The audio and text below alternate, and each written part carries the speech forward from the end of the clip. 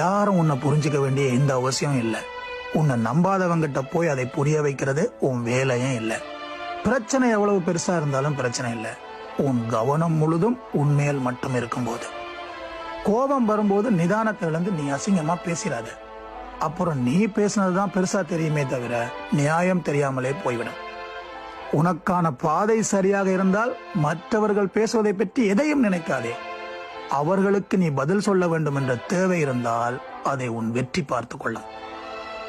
உனக்கு தேவை என்று நினைத்தவர்கள் உன்னை தேவையில்லை என்று நினைத்தால் நீயாய் ஒதுங்கிவிடு. சுயமரியாதை தேவை என்று நீ நினைத்தால் பல இடங்களில் உனக்கு சுய கட்டுப்பாடு தேவை. அடுத்தவன் என்ன நினைப்பான் என்பதை நீ ஒருபோதும் நினைக்க தேவையே இல்லை.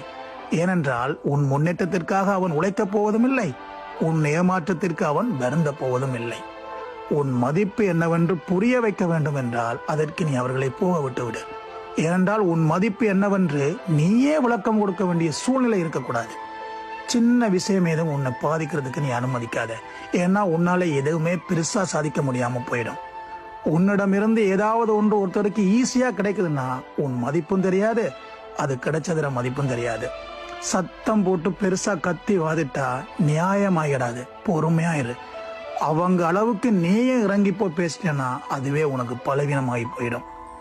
வேணான்னு தூக்கி போட்டு போன